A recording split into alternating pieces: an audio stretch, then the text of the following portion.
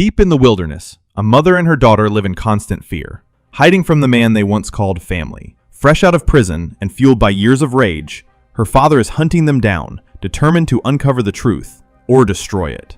But the past has a way of catching up.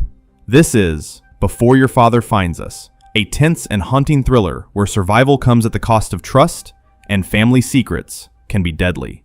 The movie opens inside a high-security prison in Idaho, where we're introduced to Mason, a former elite soldier who once served in Afghanistan. For the past 10 years, he's been locked up for stealing military weapons and trafficking them on the black market, a crime that erased everything he once stood for. Now, after a decade behind bars, Mason sits before the parole board, hoping for a second chance. He claims he's a changed man, disciplined, remorseful, and determined to rebuild what's left of his life. More than anything, he wants to be with his wife, Sophia, and reconnect with his daughter, Emily. But the system doesn't see a reformed man. They still see a threat.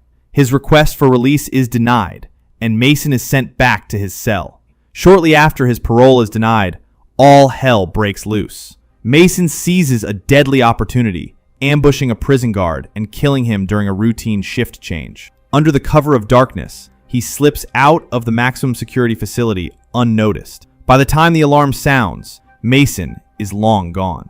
The escape sends shockwaves through the system. Authorities issue a public warning. A highly dangerous fugitive is on the run.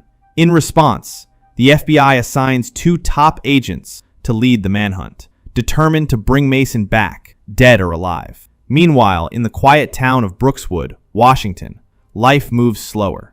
Inside a small church, Sophia and her teenage daughter Emily sit quietly as a priest delivers a sermon on honesty and deception. For Sophia, the words hit too close to home. She spent years burying the truth about Mason, hoping her daughter would never have to know who he really was. Emily notices her mother's unease and asks if everything is all right. As always, Sophia offers a calm smile, followed by another lie. Back in Idaho, Mason is already miles away, driving a stolen car with nothing but a name and a destination in mind. He's headed to Brookswood, desperate to find the only people who still matter to him. We cut to a quiet afternoon where Sophia is catching up with her close friend Amanda over coffee. Their conversation turns to Steve, Sophia's new boyfriend.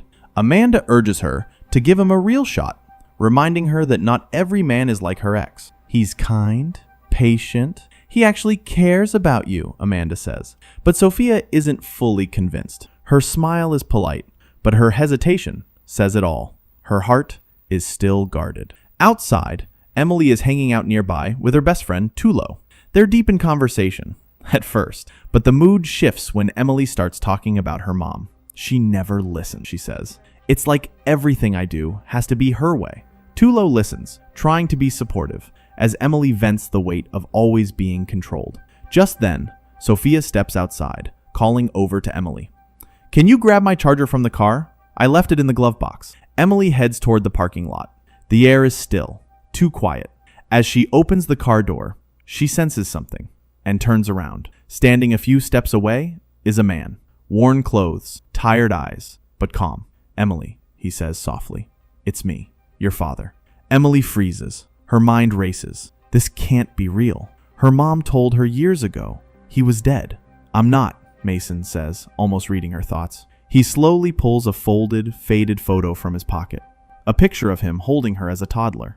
Regretfully, "I've been gone a long time, and I can't change the past, but I needed to see you." Emily doesn't know what to say. Her chest tightens. Her father, a ghost from a story she never believed, is standing right in front of her. Reassuringly, "I'm not here to hurt anyone," he adds. After a long pause, Emily walks forward and hugs him. It's brief, it's shaky, but it's real.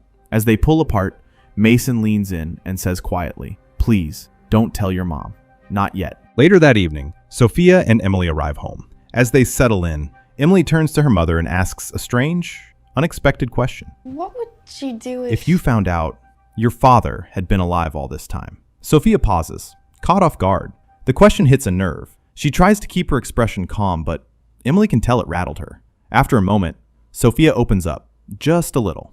She briefly mentions her complicated past with Mason, but avoids going too deep. Later that night, Sophia has dinner plans with Steve, so she gets ready while Emily prepares to stay over at her best friend Amanda's house. On the drive over, Sophia chats with her daughter about taking a short trip together, maybe just a few days away from the stress of the city.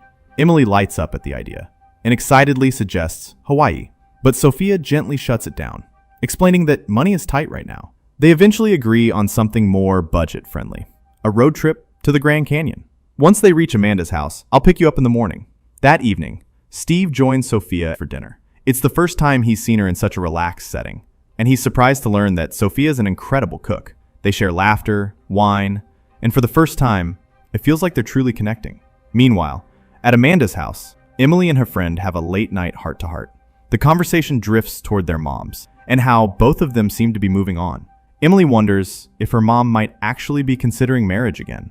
But it's confusing, especially since Sophia and Mason's relationship had ended in so much pain. Back at Sophia's home, after a year of dating, Steve finally gathers the courage to propose. Not just for marriage, but to move in together and start a life as a real family. But Sophia doesn't say yes. In fact, she says no. Surprised and clearly hurt, Steve asks her why. Sophia hesitates, then chooses not to tell him the real reason, the truth about Mason. Instead, she brushes it off, leaving Steve unsure, and Sophia carrying a secret she's not yet ready to reveal. After Sophia told Steve she needed time to think about his offer to move in together, they parted ways for the night. Meanwhile, Amanda was at home watching TV when a breaking news report appeared. Mason had escaped from prison. She immediately tried to call Sophia to warn her, but the call came too late. Mason had already arrived at Sophia's house. When Sophia opened the door, she was surprised, stunned. Standing in front of her was the man she hadn't seen in over 10 years. She expressed her shock at him finding her, even after she had changed her name. Mason remained calm. He said nothing stays hidden forever. He knew about the testimony, and that she had been forced into it. He told her he had already forgiven her. When he tried to enter the house, Sophia blocked the doorway. She denied him entry, but told him to return the next morning at 10 o'clock. Mason stared at her in silence for a moment, then turned and walked away. Still shaken, Sophia saw Amanda's missed call and returned it. Amanda began explaining the news, but Sophia told her Mason had already shown up at her home. Realizing how serious things had become, she warned her to stay alert and began packing a bag, preparing to leave town once again. Just as she was nearly finished packing, Sophia received a call from Agent Farnsworth of the FBI. He informed her that Mason was in the area and promised that a team would be nearby. He told her not to leave the house and assured her they were doing everything they could. Sophia didn't trust the words. She felt the system had already failed to keep her safe. After hanging up, she carefully checked the windows, scanning the area for any sign of Mason. When she was sure the street was clear, she stepped outside, got into the stolen vehicle, and began driving. Her destination was Amanda's house, the only place she felt she might have a few moments of safety to figure out what to do next. Meanwhile, Emily had started to realize the danger her father posed, though she still didn't fully grasp the extent of it. Her best friend, worried about Emily being separated, had given her a lipstick as a gift. They made a promise that no matter what happened, even if Emily had to move away, they would remain best friends. At the same time, Mason was keeping a close eye on Sophia's house. He made the decision to break in, but to his frustration, he couldn't find Sophia or Emily anywhere inside. While searching the house, he came across a photo of Steve, which only fueled his anger. Later, Sophia arrived at Amanda's home. Before going inside, she sent Steve a voice message, thanking him for the dinner that evening. Then she turned to Emily and told her they needed to leave town as soon as possible. Amanda, anxious for her friend's safety, gave Sophia the keys to a remote cabin that once belonged to her grandmother. After they got into the car, Emily confronted her mother, accusing her of lying and hiding the truth about her father being alive all these years. Sophia stood firm,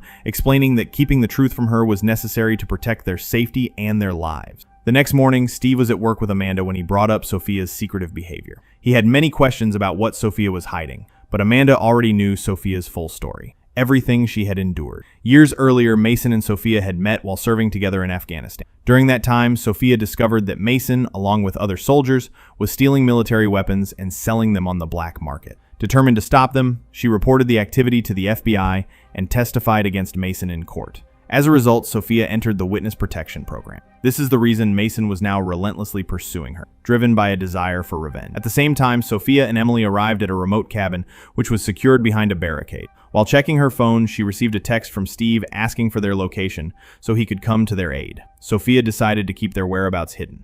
Overwhelmed, Emily pressed her mother to finally reveal the truth about her and Mason's past. Sophia insisted she would explain everything once Emily turned 16, which only frustrated Emily, who believed she was already old enough to know. Inside the cabin, Sophia searched and found a firearm for protection in case of an emergency. Back in town at Steve's house, Mason arrived unexpectedly. Steve confronted him, demanding to know where Emily and Sophia were hiding. Mason accused Steve of lying about having no knowledge of their location and launched into a verbal attack.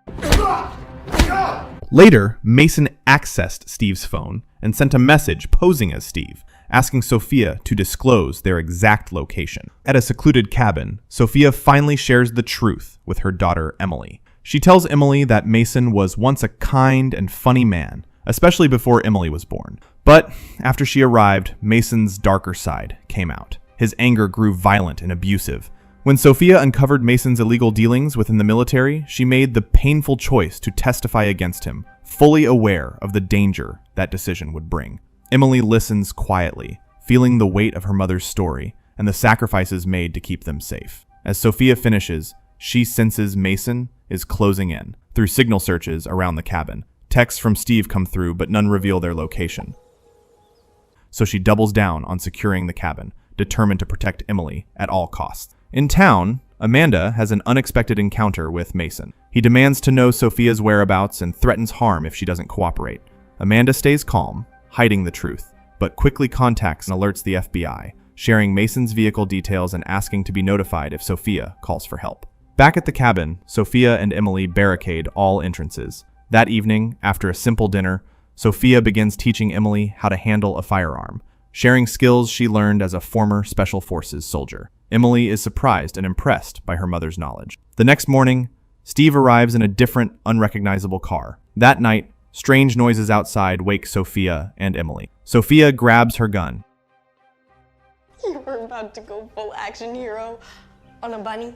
Meanwhile, Amanda grows suspicious of Mason's car. When Amanda steps away briefly, Mason seizes the chance to search for her. Alarmed, Amanda calls the FBI with Sophia's location. Mason, having tracked the address, heads directly toward the cabin. Sophia and Emily set traps around the property to defend themselves. Shortly after, Amanda arrives at the cabin, but Mason pulls up behind her. While Emily is outside trying to start a fire in the woods, Mason sneaks up and kidnaps her. Amanda and Sophia regroup, and Amanda shares that the FBI is on their way. Sophia's panic grows as she realizes Mason knows their exact location. She desperately searches nearby, while Mason watches, firing a warning shot, signaling Emily now belongs to him. Sophia refuses to give up without a fight. At that moment, 2 FBI agents arrive, having tracked Mason's vehicle. They find Steve tied up and Mason nearby. Deep in the forest, Mason begins twisting the truth for Emily, telling her that her mother has been lying all these years, blaming her for Mason's 10 years in prison and calling her a traitor. He loosens Emily's restraints, and a spark of hope lights up in her. She remembers the lipstick she once gave her best friend and uses it to mark trees along their path, hoping Sophia will follow the trail and find them. Meanwhile, the 2 FBI agents meet with Amanda, who reveals that Mason has forcefully taken Emily and that Sophia is in desperate need of help. The agents immediately launch a high-stakes chase to track Mason down and rescue Emily. In the chaos, Sophia manages to injure Mason with an explosive device, creating an opening for their escape. They rush back toward the cabin, only to run into the FBI agents on the road. Sophia urges them, determined, "We've got Mason within reach. Head back to the cabin." But Mason strikes suddenly, killing one of the agents who nearly captured him. It's revealed that Mason and the fallen agent were once teammates in the same unit, and the person who betrayed their location was Agent Samuel. As tensions spike, Agent Farnsworth draws his weapon to intervene, but Mason kills Samuel and then Farnsworth as well. Later, Mason takes Steve hostage and confronts Sophia, threatening to kill him. Sophia, shaken but determined, tells Mason to end the fight. The real battle is between her and Mason. The two engage in a fierce hand-to-hand struggle while Amanda steadies her aim, ready to shoot. During the fight, Mason steps on one of Sophia's cleverly placed traps, slowing him down. Just as Sophia moves in to finish it, He's not worth it. the story closes with Mason back behind bars. Meanwhile, Sophia sits quietly in a church, surrounded by the priest and others, asking for forgiveness. not only for the lies she told, but for living under a false identity.